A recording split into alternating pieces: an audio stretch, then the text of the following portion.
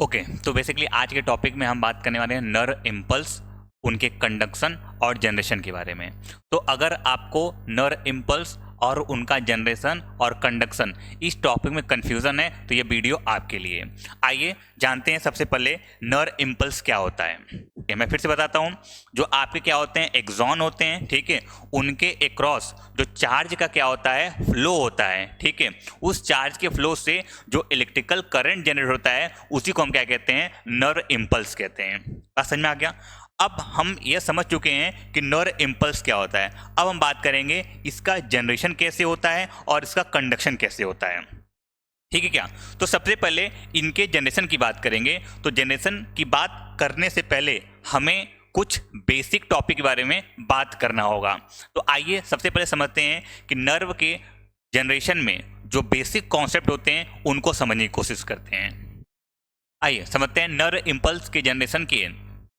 नर इम्पल्स का जो जनरेशन होता है उसमें कुछ बेसिक बातें की बात करेंगे। तो आपको नर इम्पल्स के जनरेशन में ये चार आपको टर्मोलॉजी ध्यान में रखना पड़ेगा।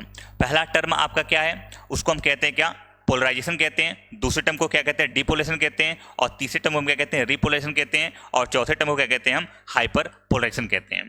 तो इन जो चार टर्म है इनको बिना समझे हमारा नर इम्पल्स का कंडक्शन और जनरेशन का टॉपिक नहीं हो पाएगा। तो देखिए ध्यान से समझते हैं। देखिए ध्यान से, जब क्या होता है, पोलराइजेशन एक ऐसी अवस्था होती है, एक्सॉन की एक ऐसी अवस्था होती है जिस समय एक्सॉन के ऊपर कोई नर्व इम्पल्स नहीं होते हैं या कोई स्टिमुलस नहीं होता है। तो आपको ध्यान रखना है, जो पोलराइजेशन एक्सॉन की वह अवस्था है जहां पर एक्सॉन के पास कोई भी स्टिमुलस या नर्व इम्पल्स नहीं होता है। बात समझ में आ गया। दूसरी अवस्था होती है क्या, डिपोलराइजेशन। डिपोलराइजेशन एक ऐसी अवस्था होती है जहां पर एक्सॉन के ऊपर कोई नर इम्पल्स आ जाता है। बात समझ में आ गया। अच्छा, नर इम्पल्स आ जाता है तो उस दौरान जो पोटेंशियल जनरेट होता है उसको हम क्या कहते हैं, एक्शन पोटेंशियल कहते हैं। क्या कहते हैं, एक्शन पोटेंशियल कहते हैं। अच्छा, ये जो आपकी पोलराइजेशन अवस्था होती है यहाँ पर कोई इम्पल्स नहीं होता है, कोई आपका स्टिमुलस नहीं होता है, तो इसलिए हम इसको क्या कहते हैं, रेस्टिंग अवस्था कहते हैं, रेस्टिंग पोटेंशियल कहते हैं। ठीक है क्या, या रेस्टिंग स्टेज कहते हैं। अब देखिए ध्यान से, तो हमने बात किया पहली अवस्था क्या है, पोलराइजेशन की, जहां पर कोई नर इम्पल्स नहीं रहेंगे। दूसरी अवस्था क्या है आपकी, डिपोलराइजेशन की, जहां पर नर इम्पल्स होंगे। ठीक है। तीसरी अवस्था होती है क्या, रिपोलराइजेशन की, मतलब कि एक्सॉन के पास क्या होती है, यह एक्सॉन की क्या होती है, तीसरी अवस्था होती है जिसमें एक्सॉन क्या होता है, फिर से सिग्नल लेने के लिए, फिर से स्टिमुलस लेने के लिए तैयार हो जाता है। बात समझ में आ गया। इसके बाद चौथी अवस्था आती है क्या, हाइपर पोलराइजेशन की। यह ऐसी अवस्था होती है जहां पर एक्सॉन को लंबे समय तक अगर स्टिमुलस नहीं मिलता है तो वह हाइपर पोलराइजेशन की अवस्था में चली जाती है। बात समझ में आ गया। तो ये हमारे क्या थे, कुछ टर्मिनोलॉजी थे, इस टर्मिनोलॉजी को आपको ध्यान से समझना है। ठीक है, तो हम बात करते हैं क्या, अब नर इम्पल्स के जनरेशन के लिए हमें कुछ बेसिक कॉन्सेप्ट को ध्यान रखना पड़ेगा। तो बारी बारी करके हम एक एक कॉन्सेप्ट को समझने की कोशिश करते हैं। आइए देखिए ध्यान से। सबसे पहले देखिए ये क्या होता है, मैं यहाँ पर एक्सॉन बनाने जा रहा हूँ। क्या होता है, एक्सॉन। ठीक है, अब देखें एक्सॉन के अंदर क्या होते हैं, एक्सॉन के बाहर क्या होते हैं, कुछ फ्लूइड होते हैं। ठीक है, जिसको हम क्या कहते हैं, एक्स्ट्रा सेलुलर फ्लूइड कहते हैं। क्या कहते हैं, एक्स्ट्रा सेलुलर फ्लूइड कहते हैं। शॉर्टकट में क्या कहते हैं, ECF कहते हैं। ठीक है, इसके अलावा एक्सॉन के अंदर भी क्या होते हैं, कुछ फ्लूइड होते हैं। इस फ्लूइड को हम क्या कहते हैं, इंट्रा सेलुलर फ्लूइड कहते हैं, या इसी को हम प्यार से क्या कहते हैं, एक्सोप्लाज्मा कहते हैं। क्या कहते हैं, एक्सोप्लाज्मा कहते हैं। क्या कहते हैं, इसको एक्सोप्लाज्मा कहते हैं। बात समझ में आ गया।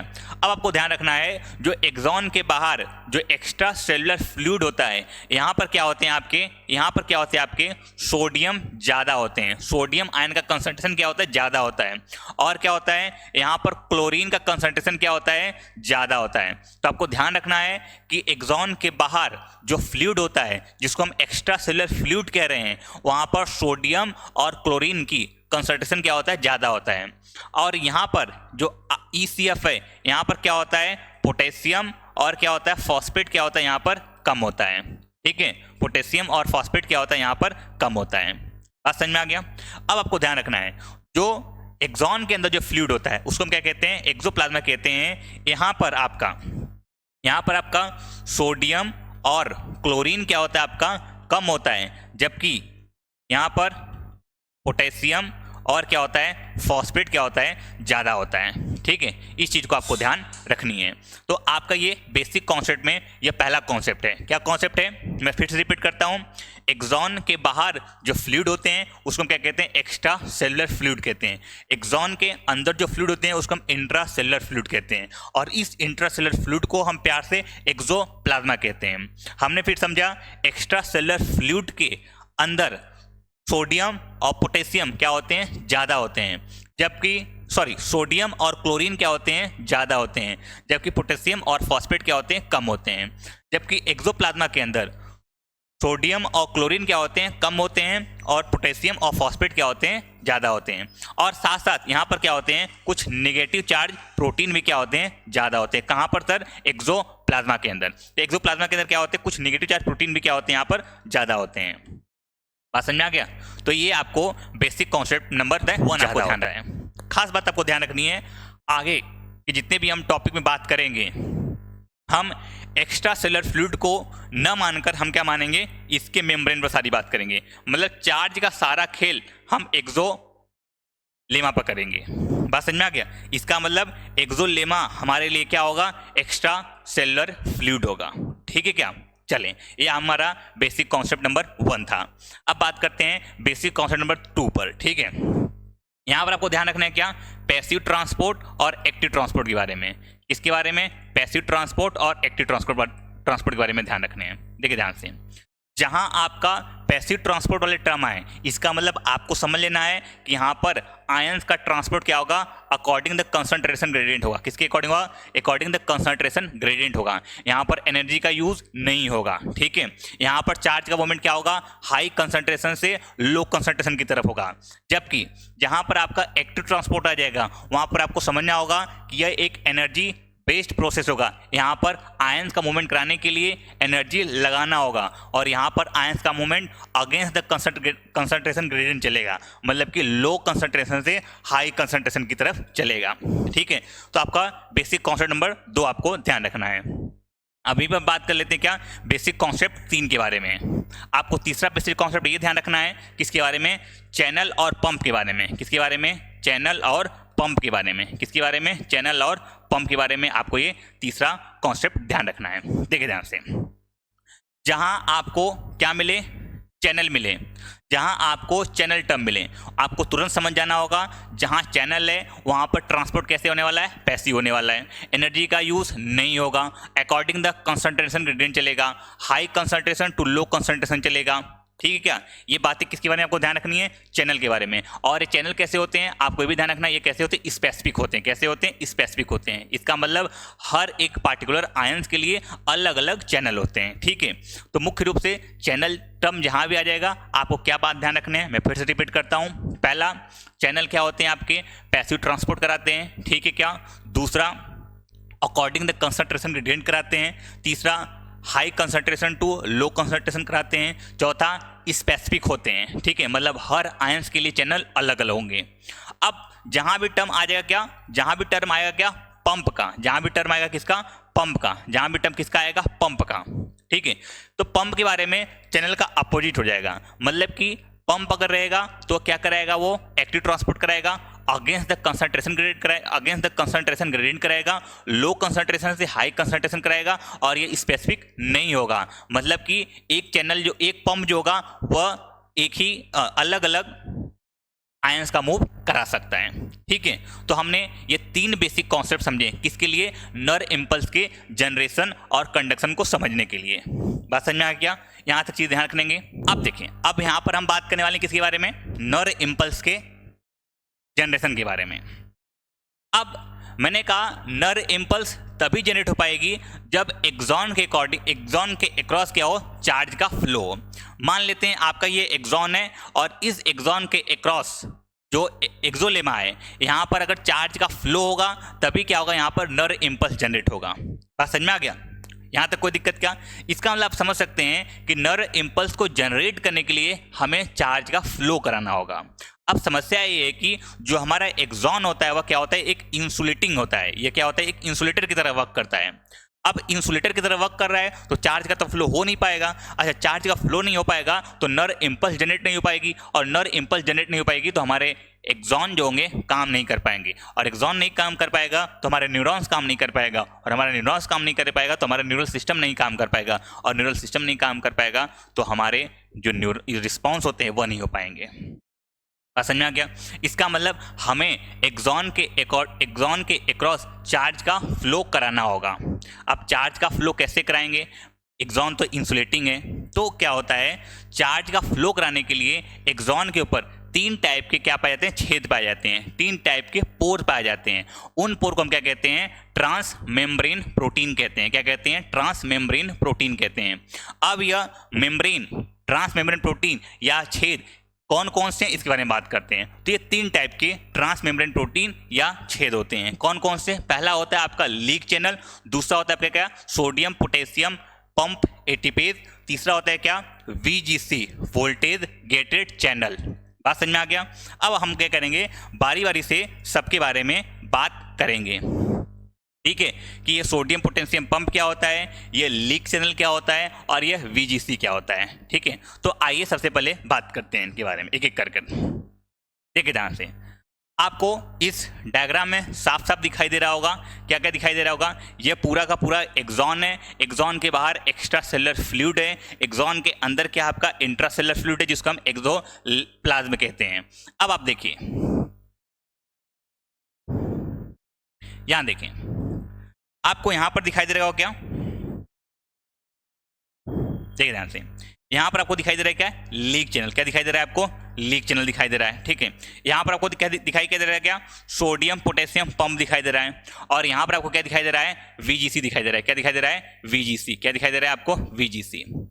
अब आपको ध्यान ये रखनी है, क्या ध्यान रखनी है, देखिए ध्यान से, ये लीक चैनल भी आपके 2 टाइप के होते हैं। ठीक है, एक लीक चैनल होता है किसके लिए, सोडियम के लिए, ठीक है, और दूसरा लीक चैनल किसके लिए होता है, आपका पोटेशियम के लिए होता है। मतलब अलग अलग आयंस के लिए लीक चैनल हो सकते हैं, क्योंकि मैंने आपको बेसिक कॉन्सेप्ट नंबर 2 में यही बताया था कि जहां पर चैनल टर्म आएगा इसका मतलब स्पेसिफिक होते हैं, हर एक आयंस के लिए चैनल अलग अलग होते हैं। तो देखिए ध्यान से, सोडियम के लिए लीक चैनल अलग होगा, पोटेशियम के लिए लीक चैनल अलग होगा, बाकी और के लिए लीक चैनल अलग अलग होगा। ठीक है, अब देखें, पंप मैंने बताया था आपको ये स्पेसिफिक नहीं होते हैं, एक ही पंप से अलग अलग आयंस का ट्रांसफर हो सकता है। ठीक है, दूसरा हमने आपको बताया था कि VGC के बारे में। ठीक है, अब देखिए ये भी चैनल है, इसका मतलब ये भी क्या होगा, आपका स्पेसिफिक होगा, मतलब कि सोडियम के लिए VGC अलग होगा, उसको हम कहेंगे क्या, VGC फॉर सोडियम कहेंगे। ठीक है, और पोटेशियम के लिए आपका VGC अलग होगा, इसको हम क्या कहेंगे, VGC फॉर पोटेशियम कहेंगे।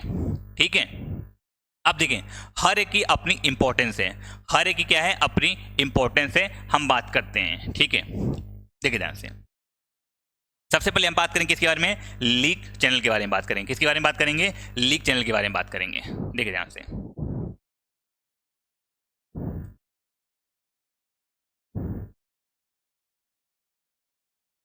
चैनल शब्द आया है, इसका मतलब चैनल शब्द आती है, आपको मेन बातें क्या होनी चाहिए कि यह पैसिव ट्रांसपोर्ट करेगा, आयंस का पैसिव ट्रांसपोर्ट करेगा। नंबर 2, ये क्या करेगा, बिना एनर्जी का यूज करेगा। नंबर 3, ये क्या करेगा, high concentration to low concentration क्या करेगा, ये ट्रांसपोर्ट करेगा। नंबर 3 क्या होगा, ये स्पेसिफिक होगा। क्या होगा, ये स्पेसिफिक होगा। अब आपको ध्यान ये रखने हैं, क्या ध्यान रखने हैं कि हमारे एक्सॉन के ऊपर क्या होता है, लीक चैनल फॉर पोटेशियम क्या होता है, ज़्यादा होता है as compare to leak channel of sodium, leak channel of sodium. अब देखिए ध्यान से, लीक चैनल क्या कहते हैं, मैंने कहा कि ये क्या करते हैं, अकॉर्डिंग द कंसंट्रेशन ग्रेडियंट काम करते हैं। अब मैंने आपको बताया था, क्या बताया था कि ऊपर क्या होते हैं आपके, सोडियम ज़्यादा होते हैं, सोडियम क्या होते हैं, ज़्यादा होते हैं, जो आपका एक्स्ट्रा सेलुलर फ्लूइड होता है, यहाँ पर क्या होते हैं आपके, सोडियम ज़्यादा होते हैं, और यहाँ पर क्या होते हैं, पोटेशियम ज़्यादा होते हैं। क्या होते हैं, पोटेशियम ज़्यादा होते हैं। अब देखिए ध्यान से, ये जो आपका लीक चैनल है, ये क्या करेगा, सोडियम को क्या करेगा, बाहर से अंदर की तरफ भेजेगा, और पोटेशियम को क्या करेगा, अंदर से बाहर की तरफ भेजेगा, अंदर से बाहर की तरफ भेजेगा। खास बात यह है कि चूंकि पोटेशियम का लीक चैनल ज़्यादा है, इस वजह से पोटेशियम क्या होंगे, ज़्यादा बाहर जाएंगे, पोटेशियम क्या होंगे, ज़्यादा बाहर जाएंगे, और सोडियम क्या होंगे, कम अंदर आएंगे, सोडियम का होंगे, कम अंदर आएंगे। इससे ओवरऑल ये होगा, क्या होगा इससे, ओवरऑल इससे ये होगा कि एक्सॉन के बाहर आपका पॉजिटिव चार्ज आ जाएगा और एक्सॉन के अंदर क्या हो जाएगा, आपका नेगेटिव चार्ज आ जाएगा। ठीक है, इसका मतलब आपको ये चीज़ ध्यान रखनी है कि जब आपके लीक चैनल वर्क करेंगे तो ये एक्सॉन को ऊपर, एक्सॉन का जो ऊपरी वाला भाग होगा, आउटर वाला पार्ट होगा, उसको क्या करेंगे, पॉजिटिव कर देंगे, एक्सॉन के अंदर वाले पार्ट को क्या कर देंगे, निगेटिव कर देंगे। ठीक है, तो आपके लीक चैनल के बारे में इतनी बातें ध्यान रखनी है। अब बात करते हैं किसके बारे में, अब हम बात करते हैं किसके बारे में, पंप के बारे में। किसके बारे में बात करते हैं, पंप के बारे में बात करते हैं। देखिए ध्यान से, सोडियम पोटेशियम पंप के बारे में बात करते हैं। किसके बारे में, सोडियम पोटेशियम पंप के बारे में बात करते हैं। देखें, सोडियम पोटेशियम पंप जो होता है, पंप जैसे ही नाम आया आपको दिमाग में होना चाहिए, ये कैसे होते हैं, आपके स्पेसिफिक नहीं होते हैं। ये क्या करते हैं, एक्टिव ट्रांसपोर्ट कराते हैं, अगेंस्ट द कंसंट्रेशन ग्रेडियंट क्या करते हैं, काम करते हैं। समझते हैं इस चीज़ को। मान लीजिए आपका क्या है, एक्सॉन है, और यहाँ पर कहीं क्या आपका, मान लेते हैं यहाँ पर क्या आपका सोडियम पोटेशियम पंप है। अब देखिए, हम जानते हैं कि एक्सॉन के बाहर क्या होता है, सोडियम क्या होता है, ज़्यादा होता है, और यहाँ पर क्या होता है, आपका पोटेशियम ज़्यादा होता है। अब क्या करते हैं, ये अगेंस्ट द कंसंट्रेशन ग्रेडियंट काम कर रहे हैं। क्या कर रहे हैं, अगेंस्ट द कंसंट्रेशन ग्रेडियंट क्या कर रहे हैं, काम कर रहे हैं। तो क्या होगा, देखिए ध्यान से, ये क्या करते हैं, यहाँ से अंदर से क्या करते हैं, अंदर से क्या करते हैं, ये 3 सोडियम को क्या करते हैं, अगेंस्ट द ग्रेडियंट क्या करते हैं, बाहर भेजते हैं, और बाहर से क्या करते हैं, 2 पोटेशियम को क्या करते हैं, अंदर भेजते हैं। 2 पोटेशियम क्या करते हैं, अंदर भेजते हैं। इससे ओवरऑल क्या होगा, बाहर चूंकि 3 सोडियम जा रहे हैं तो यहाँ पर क्या होंगे, ये पॉजिटिव चार्ज हो जाएंगे, और क्या होंगे, अंदर की तरफ क्या हो जाएगा, आपका नेगेटिव चार्ज हो जाएगा। तो आपको ध्यान क्या रखने हैं, आपको ध्यान ये रखने हैं कि जो आपके लीक चैनल होते हैं, क्या होते हैं, जो आपके लीक चैनल होते हैं, ठीक है, आपके क्या होते हैं, leak channel plus sodium potassium pump, leak channel plus sodium potassium pump जब भी ये काम करेंगे, ये क्या करेंगे, आपके एक्सोप्लाज्म के अंदर क्या करेंगे, निगेटिव चार्ज क्रिएट करेंगे, और एक्सोलेमा के अंदर क्या करेंगे, यह पॉजिटिव चार्ज क्रिएट करेंगे। क्या करेंगे, यह पॉजिटिव चार्ज क्रिएट करेंगे। ये बातें आपको ध्यान रखनी है। ठीक है, अब हमारा जो तीसरा लीक चैनल है वो क्या आपका VGC है। क्या है आपका, वो VGC है। क्या है आपका, VGC चैनल है। ठीक है, सोडियम आपको वोल्टेज गेटेड चैनल है। ठीक है, देखिए ध्यान से, फिर से चैनल वर्ड आया है तो आपको ध्यान रखनी पड़ेगी। चैनल है तो क्या होगा, आपका पैसिव ट्रांसपोर्ट करेगा, अकॉर्डिंग द कंसंट्रेशन ग्रेडियंट करेगा, एनर्जी का यूज नहीं करेगा, स्पेसिफिक होगा। ठीक है, लेकिन खास बात यह है कि ये जो वोल्टेज गेटेड चैनल है ये क्या होते हैं, पार्टिकुलर वोल्टेज पर ओपन होते हैं। ये 2 टाइप के हमें पढ़ने हैं, एक होते हैं क्या, VGC फॉर सोडियम, और दूसरे होते हैं VGC फॉर पोटेशियम। ये जो VGC फॉर सोडियम है ये कब ओपन होगा, जब वोल्टेज क्या होगी, लो होगी, लो होगी। और VGC फॉर सोडियम कब ओपन होगा, जब वोल्टेज क्या होगी, हाई होगी, तो आपको चीज ध्यान रखनी है। क्या VGC फॉर सोडियम कब ओपन होगा, जब वोल्टेज क्या होगी, कम होगी, और VGC फॉर पोटेशियम कब ओपन होगा, जब वोल्टेज क्या होगी, ज़्यादा होगी। अब थोड़ी सी बात यहाँ करते हैं, देखिए ध्यान से, चूंकि चैनल है तो अकॉर्डिंग द कंसंट्रेशन ग्रेडियंट काम करेंगे। देखिए ध्यान से, अब ऊपर की तरफ क्या होता है, सोडियम क्या होता है, ज़्यादा होता है, तो देखिए ध्यान से, होगा क्या, जब सोडियम का चैनल खुलेगा तो ढेर सारे सोडियम क्या होंगे, अकॉर्डिंग द कंसंट्रेशन ग्रेडियंट क्या होंगे, नीचे आएंगे, कहाँ आएंगे, एक्सोप्लाज्म में आएंगे। इस रिजल्ट क्या होगा, होगा कि ऊपर क्या होगा, आपका निगेटिव चार्ज हो जाएगा, और अंदर की तरफ क्या हो जाएगा, आपके पॉजिटिव चार्ज होंगे। क्या हो जाएंगे, आपके पॉजिटिव चार्ज हो जाएंगे। तो आपको ध्यान ये रखना है कि VGC फॉर सोडियम अगर ओपन है, या सोडियम वर्क कर रहा है, तो ये क्या करेंगे, एक्सोलेमा के बाहर क्या करेंगे, नेगेटिव चार्ज कर देंगे, और एक्सोलेमा के अंदर क्या करेंगे, एक्सोप्लाज्म में क्या करेंगे, पॉजिटिव चार्ज क्रिएट कर देंगे। ठीक है, अब देखें, बात करते हैं VGC फॉर पोटेशियम की। किसकी, VGC फॉर पोटेशियम की।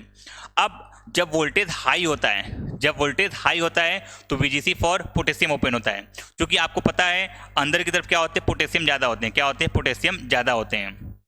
जैसे ही ये चैनल खुलता है, ये ढेर सारे क्या करते हैं, पोटेशियम को बाहर भेज देते हैं, ये बाहर भेज देते हैं अकॉर्डिंग द कंसंट्रेशन ग्रेडियंट। अब इस रिजल्ट क्या होता है, होता है कि अंदर की तरफ क्या होता है, निगेटिव चार्ज हो जाते हैं, और बाहर की तरफ क्या होते हैं, आपके पॉजिटिव चार्ज हो जाते हैं। ठीक है, तो आपका ये मैंने बेसिक कॉन्सेप्ट नंबर 4 बता दिए हैं। ठीक है, तो नर इम्पल्स के जनरेशन और कंडक्शन में जो बेसिक चीज़ें थी मैंने आपको यहाँ बता दिया। ठीक है, अब हम बात करेंगे नर इम्पल्स के जनरेशन कैसे होता है, उस टॉपिक के बारे में एक्चुअली बात करने वाले हैं। आइए समझते हैं इस चीज़ को ध्यान से। तो नर इम्पल्स का जो जनरेशन होता है वह इस 4 स्टेप में होता है। पहला स्टेप क्या कहलाता है आपका? पोलराइजेशन। दूसरा स्टेप कहलाता है आपका डिपोलराइजेशन। तीसरा स्टेप कहलाता है क्या? रिपोलराइजेशन। चौथा स्टेप कहलाता है क्या? हाइपरपोलराइजेशन। अब हम बारी बारी से कर सबके बारे में क्या करते हैं, बात करते हैं। सबसे पहले हम बात करेंगे किसके बारे में? पोलराइजेशन के बारे में बात करेंगे। किसके बारे में बात करेंगे? पोलराइजेशन के बारे में बात करेंगे। किसके बारे में बात करेंगे? पोलराइजेशन के बारे में बात करेंगे। ठीक है, ध्यान से। पोलराइजेशन एक ऐसी अवस्था होती है जहां पर एक्सोलेमा के बाहर पॉजिटिव चार्ज होता है और एक्सोलेमा के अंदर क्या होता है आपका? नेगेटिव चार्ज होता है। ठीक है, ध्यान से। जब एक्सोलेमा के बाहर पॉजिटिव चार्ज हो, एक्सोलेमा के अंदर नेगेटिव चार्ज हो, उस अवस्था को हम क्या कहते हैं? पोलराइजेशन स्टेज कहते हैं या पोलराइजेशन अवस्था कहते हैं। क्योंकि इस अवस्था में कोई नर्व इंपल्स नहीं होता है, कोई स्टिमुलस नहीं होता है, इसलिए इस स्टेज को हम क्या कहते हैं? रेस्टिंग स्टेज भी कहते हैं। बात समझ में आ गया? अब देखिए ध्यान से, ऊपर पॉजिटिव नीचे नेगेटिव, तो यहाँ पर क्या होता है? एक पोटेंशियल क्रिएट हो जाता है और इस दौरान जो पोटेंशियल जनरेट होता है उसको हम क्या कहते हैं? रेस्टिंग पोटेंशियल कहते हैं। क्या कहते हैं? रेस्टिंग पोटेंशियल कहते हैं। और इसकी value according the NCERT -70 milli volt होती है। तो हमने आपको क्या बताया? हमने आपको बताया पोलराइजेशन एक ऐसी अवस्था है, एक्सॉन की एक ऐसी अवस्था है जिस समय एक्सॉन के ऊपर कोई भी स्टिमुलस नहीं होते हैं। कोई भी स्टिमुलस नहीं होते हैं तो एक्सॉन के बाहर, एक्सोलेमा के बाहर आपका पॉजिटिव चार्ज होता है और एक्सोलेमा के अंदर नेगेटिव चार्ज होता है। बात समझ में आ गया? यहां तक कोई दिक्कत क्या? अब देखिए ध्यान से, आपको और क्या ध्यान रखना है? इस दौरान जो आपका पोटेंशियल जनरेट होता है उसको हम क्या कहते हैं? रेस्टिंग पोटेंशियल कहते हैं, जिसकी वैल्यू -70 मिली वोल्ट होती है। अब देखिए ध्यान से, थोड़ी सी आगे बात करते हैं। अब बात करते हैं कि यह ऊपर पॉजिटिव और नीचे नेगेटिव कैसे आ गया। तो इसका आंसर क्या है? आपका 2 रीजन है। क्वेश्चन उठता है कि एक्सॉन का डिपोलराइजेशन कैसे जनरेट हुआ या कैसे मेंटेन हो रहा है। तो इसके लिए आपको समझना पड़ेगा 2 चीजें, 3 फैक्टर बताता हूं। इसके लिए क्या है? 3 फैक्टर रिस्पॉन्सिबल हैं किसके लिए? एक्सॉन को पोलराइज करने के लिए। पहला फैक्टर कौन सा है आपका? Leak channel. कौन है आपका? Leak channel. दूसरा फैक्टर कौन है आपका? Sodium potassium pump. तीसरा फैक्टर कौन सा है आपका?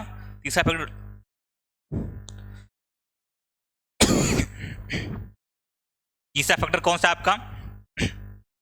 तो तीसरा फैक्टर आपका क्या? Negative charge inside axoplasm. Negative charge inside axoplasm. ये 3 फैक्टर हैं जो क्या करते हैं? आपके एक्सॉन को पोलराइज बनाते हैं। कैसे? देखिए ध्यान से, मैंने आपको बताया था कि जब आपका लीक चैनल काम करेगा, जब क्या करेगा? ये लीक चैनल क्या करेगा? वर्क करेगा। तो ये क्या करेगा? ये क्या करेगा? आपका चूंकि लीक चैनल पोटेशियम ज़्यादा है, तो क्या करते हैं? आपके ज़्यादा से ज़्यादा पोटेशियम क्या करते हैं? बाहर भेजते हैं। तो ज़्यादा से ज़्यादा पोटेशियम अगर बाहर जाएगा तो ऊपर क्या हो जाएगा? आपका पॉजिटिव चार्ज हो जाएगा और अंदर क्या हो जाएगा? आपका नेगेटिव चार्ज हो जाएगा। दूसरा, सोडियम पोटेशियम पंप। मैंने आपको बताया था कि सोडियम पोटेशियम पंप क्या करता है? ये सोडियम क्या करता है? 3 सोडियम को बाहर की तरफ भेजता है और बदले में क्या करता है? 2 पोटेशियम को अंदर लेकर आता है। अब 3 पॉजिटिव चार्ज बाहर भेज रहा है, 2 अंदर लेकर आ रहा है, तो ओवरऑल क्या होगा? आपका ऊपर क्या होगा? आपका पॉजिटिव जाएगा और अंदर क्या होगा? नेगेटिव जाएगा। तीसरा फैक्टर, नेगेटिव चार्ज तो ऑलरेडी इसके अंदर है जो इसको नेगेटिव बनाकर रखे हुए हैं। तो आपको ध्यान रखना है क्या? एक्सॉन की पोलराइजेशन स्टेज क्या होती है, सिर्फ क्या होता है? मैंने कहा पोलराइजेशन स्टेज ऐसी स्टेज है जिसके अंदर कोई नर्व इंपल्स जनरेट नहीं होते हैं। बात समझ में आ गया? इसको रेस्टिंग स्टेज भी कहते हैं। यहाँ पर एक्सोलेमा के बाहर पॉजिटिव चार्ज, एक्सोलेमा के अंदर नेगेटिव चार्ज होता है। इस दौरान जो पोटेंशियल जनरेट होता है उसको हम क्या कहते हैं, रेस्टिंग पोटेंशियल कहते हैं, जिसकी वैल्यू -70 मिली वोल्ट आती है। एक्सॉन को पोलराइज करने के लिए 3 फैक्टर क्या होते हैं, रिस्पॉन्सिबल होते हैं। पहला फैक्टर आपका क्या होता है, leak channel. Leak channel for potassium ज़्यादा होने की वजह से ज़्यादा से ज़्यादा पोटेशियम क्या होता है, बाहर जाता है, और इसका रिजल्ट होता है कि बाहर पॉजिटिव चार्ज हो जाती है, अंदर नेगेटिव चार्ज हो जाती है। दूसरा रीजन क्या है, sodium potassium pump. Sodium potassium pump क्या करता है, ये 3 सोडियम को बाहर की तरफ भेजता है और बदले में 2 पोटेशियम को अंदर की तरफ लेकर आता है। इस वजह से क्या होती है, आपकी एक्सोलेमा बाहर से पॉजिटिव, अंदर से नेगेटिव हो जाती है। तीसरा, कुछ नेगेटिव चार्ज प्रोटीन होते हैं जो एक्सोलेमा के अंदर पाए जाते हैं, जो इसको नेगेटिव बनाए रखते हैं। यहाँ तक बात समझ में आई क्या, कोई दिक्कत क्या? अब हम अगले स्टेज पे चलते हैं। अगला स्टेप आपका क्या होता है, अगला स्टेप क्या होता है आपका, पोलराइजेशन के बाद अगली स्टेप क्या होती है आपकी,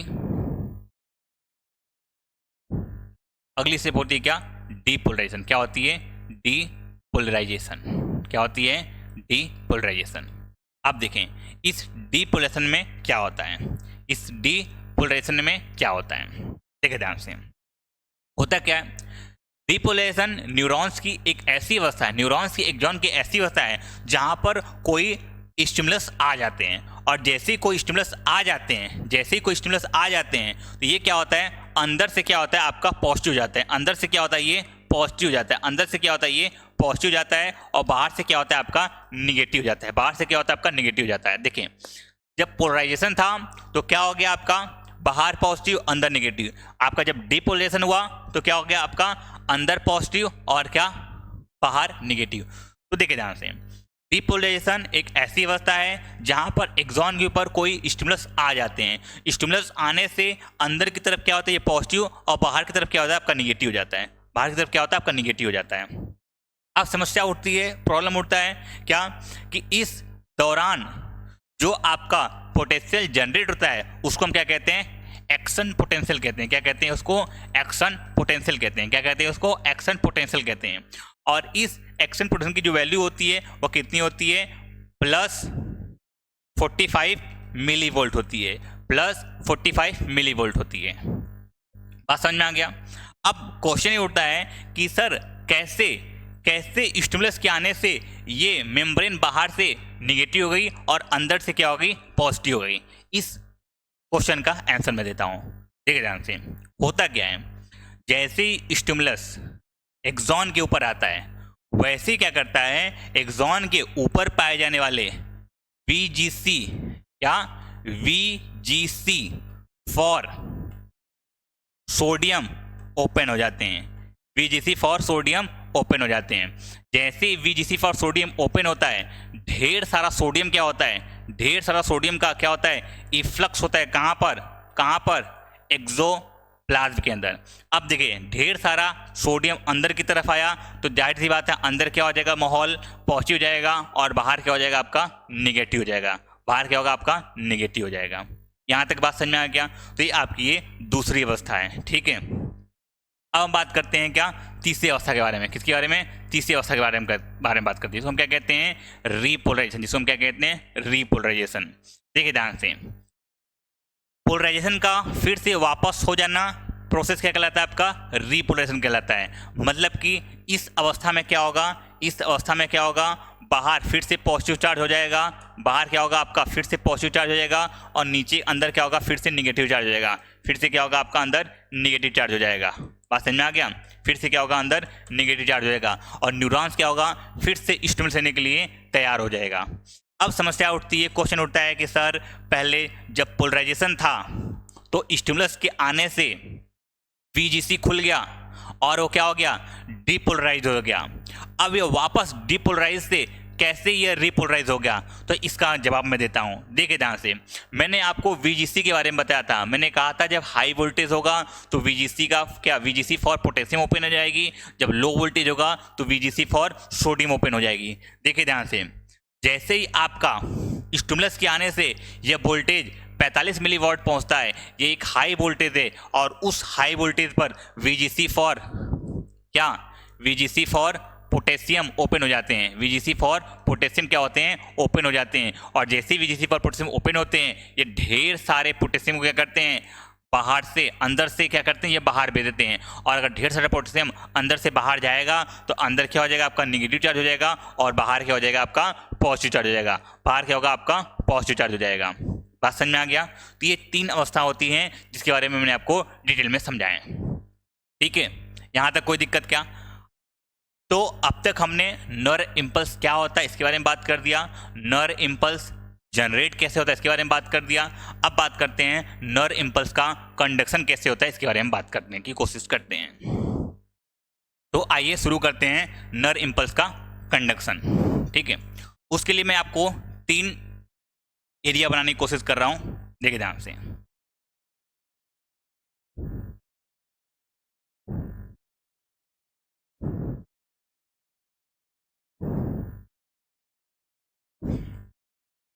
मान लेते हैं ये साइट ए है आपका, ये क्या है, साइट ए है। मान लेते हैं ये साइट बी है। मान लेते हैं ये साइट सी है। मान लेते हैं ये साइट डी है। मान लेते हैं ये साइट डी है। अब देखिए ध्यान से हुआ क्या। मान लेते हैं साइट ए पर ऊपर पॉजिटिव चार्ज है, ऊपर क्या है आपका पॉजिटिव चार्ज है, और नीचे क्या आपका नेगेटिव चार्ज है। बात समझ में आ गया। साइड बी पर भी मान लेते हैं ऊपर पॉजिटिव है, ठीक है, ऊपर क्या आपका पॉजिटिव है और नीचे क्या आपका निगेटिव है। साइड सी पर भी ऊपर पॉजिटिव है, ठीक है, और नीचे क्या आपका निगेटिव है। अब देखिए ध्यान से, ऊपर पॉजिटिव नीचे निगेटिव, मतलब कि आप कह सकते हैं कि साइड ए जो है कैसी ये आपकी पोलराइज है, कैसी ये पोलराइज स्टेज में है, कैसी ये आपकी पोलराइजेशन स्टेज में है, कैसी ये आपकी पोलराइजेशन स्टेज में है। बात समझ में आ गया। अब मैंने आपको बताया था अगर न्यूरॉन्स पोलराइजेशन स्टेज में है इसका मतलब नर्व इंपल्स को एक्सेप्ट कर सकता है। अब हुआ क्या देखें, साइड ए पर आपका क्या आया, नर्व इंपल्स आया। साइड ए पर क्या है आपका नर्व इंपल्स आया। अब जैसे ही साइड ए पर नर्व इंपल्स आया, साइड ए के ऊपर पाए जाने वाले क्या VGC फॉर सोडियम ओपन हो जाते हैं। साइड ए पर पाए जाने वाले VGC फॉर सोडियम ओपन हो जाते हैं। जैसे ही साइड ए पर VGC फॉर सोडियम ओपन हुए, इस साइड ए का कंडीशन कुछ इस तरह हो गया। देखिए ध्यान से, इस साइड ए का कंडीशन कुछ इस तरह हो गया।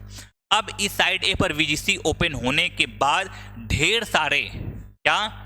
सारे सोडियम क्या होते हैं, अंदर की तरफ आते हैं। अब जब ढेर सारे सोडियम अंदर की तरफ आएंगे तो बताओ अंदर की तरफ क्या हो जाएगा आपका पॉजिटिव चार्ज, अंदर की तरफ क्या हो जाएगा आपका पॉजिटिव चार्ज, और बाहर की तरफ क्या हो जाएगा आपका निगेटिव चार्ज, बाहर की तरफ क्या हो जाएगा आपका निगेटिव चार्ज। इसका मतलब आप ये कह सकते हो कि पहले यह साइड ए कैसा था पोलराइज था, लेकिन अब ये साइड ए अब कैसा हो चुका है, स्टिमुलस के आने के बाद यह साइड आपका ए जो हो चुका है ये कैसा हो चुका है आपका डीपोलराइज हो चुका है। कैसा हो चुका है आपका डीपोलराइज हो चुका है। अब देखिए ध्यान से, अभी भी जो ये साइड जो आपका बी है अभी भी कैसा है आपका ये पोलराइज स्टेज में ही है। मतलब कि ऊपर पॉजिटिव चार्ज हैं, इसके ऊपर क्या है आपके पॉजिटिव चार्ज हैं, अंदर क्या है इसके निगेटिव चार्ज हैं। अभी भी जो साइड आपका सी है ये कैसा है, ऊपर इसके ऊपर क्या है आपके पॉजिटिव चार्ज हैं और नीचे क्या है निगेटिव चार्ज हैं। साइड डी भी अभी पोलराइज स्टेज में ही है। अब हम बात करते हैं, देखो ध्यान से, साइड ए कैसा हो चुका है आपका डीपोलराइज, साइड बी कैसा है अभी पोलराइज। अब देखो ध्यान से हुआ क्या, देखो साइड ए पर नीचे की तरफ पॉजिटिव चार्ज जाता, साइड बी पर नीचे की तरफ निगेटिव चार्ज जाता। तो हुआ क्या, यहाँ पर आपका साइड ए पर यहाँ पर क्या होगा आपका पोटेंशियल यहाँ पर ज़्यादा हो गया, यहाँ पोटेंशियल क्या हो गया कम हो गया। और आपको पता है, ठीक है, क्या पता है कि करंट का फ्लो जो होता है हमेशा high potential to low potential चलता है। इसका आप कह सकते हो कि सर साइड ए पर क्या होगा पोटेंशियल जो करंट होगा वह क्या होगा आपका करंट ए से बी की तरफ जाएगा। कहाँ जाएगा, ए से बी की तरफ जाएगा। अब ऊपर की तरफ बात करो तो देखो यहाँ पोटेंशियल ज़्यादा है, यहाँ पोटेंशियल कम है, तो ऊपर की तरफ क्या होगा आपका करंट बी से ए की तरफ फ्लो होगा, करंट बी से ए की तरफ फ्लो होगा। तो आपको ध्यान नहीं रखना है, क्या ध्यान रखना है कि एक्सॉन के अंदर जो साइड आपका ए है, एक्सॉन के अंदर जो एक्सोलेमा है, ठीक है, एक्सोलेमा के अंदर जो एक्सोप्लाज्म में करंट का फ्लो ए से बी चलता है, जबकि एक्सोलेमा के ऊपर करंट का फ्लो बी टू ए चलता है। अब देखिए ध्यान से, जैसे ही आपका करंट कहाँ आया, इस साइड बी पर पहुंचा, जैसे ही करंट आपका साइड बी पर पहुंचा, यहाँ पर पाए जाने वाले कौन VGC फॉर सोडियम क्या हो जाएंगे आपके, ओपन हो जाएंगे। VGC फॉर सोडियम ओपन होंगे तो ढेर सारा आपका क्या सोडियम अंदर की तरफ आएगा, और ढेर सारा सोडियम अंदर की तरफ आएगा तो बताओ अंदर की तरफ क्या हो जाएगा आपका, पॉजिटिव हो जाएगा, और बाहर की तरफ क्या हो जाएगा आपका, निगेटिव हो जाएगा। इसका मतलब ये साइड बी अब कैसा हो चुका है, यह डीपोलराइज हो चुका है। कैसा हो चुका है आपका, डीपोलराइज हो चुका है। बात समझ में आ गया। अब देखिए ध्यान से, जैसे ही आपका साइड बी डीपोलराइज हो रहा होता है, ठीक उसी समय आपका साइड ई रीपोलराइज हो जाता है। तो ये रीपोलराइज कैसे हो जाता है, तो देखो ध्यान से, यहाँ पर स्टिमुलस आने से वोल्टेज कितना पहुंच जाता है, स्टिमुलस के आने से वोल्टेज कितना पहुंच जाता है, +45, और +45 पहुंचते ही यहाँ पर आपका क्या पोटेशियम चैनल ओपन हो जाता है। पोटेशियम चैनल ओपन होगा तो बाहर क्या करेगा, ये भेजेगा, किसको भेजेगा, पोटेशियम को भेजेगा। तो अंदर क्या हो जाएगा आपका, निगेटिव हो जाएगा, और बाहर क्या हो जाएगा, पॉजिटिव हो जाएगा। बात समझ में आ गया। तो यह इस तरह क्या होगा आपका, ये रीपोलराइज होगा, और ये इस तरह क्या होगा आपका, डीपोलराइज होगा। अब देखिए ध्यान से, अभी भी कैसी स्टेज में है, पोलराइज स्टेज में है। अब यहाँ भी फिर से क्या होगा आपका, करंट इधर की तरफ मूव करेगा, और इधर की तरफ मूव करेगा। इसका मतलब साइड सी कैसा हो जाएगा आपका, साइड सी कैसा हो जाएगा आपका, अब डीपोलराइज हो जाएगा। अब साइड बी कैसा हो जाएगा आपका, रीपोलराइज हो जाएगा। अब इस तरह करते करते आपको क्या होगा, नर्व कहाँ पहुँच जाएगी आपकी, एक्सॉन के पास पहुँच जाएगी। नर्व कहाँ पहुँच जाएगी, एक्सॉन के पास पहुँच जाएगी। बात समझ में आ गया। तो इस तरह हमने क्या बात किया, नर्व इम्पल्स क्या होती है उसके बारे में बात किया, उसका जनरेशन बात किया, और उसका कंडक्शन कैसे होता है उसके बारे में बात किया। तो आज की टॉपिक हम इतनी रखते हैं, बाकी बातें हम नेक्स्ट क्लास में करेंगे।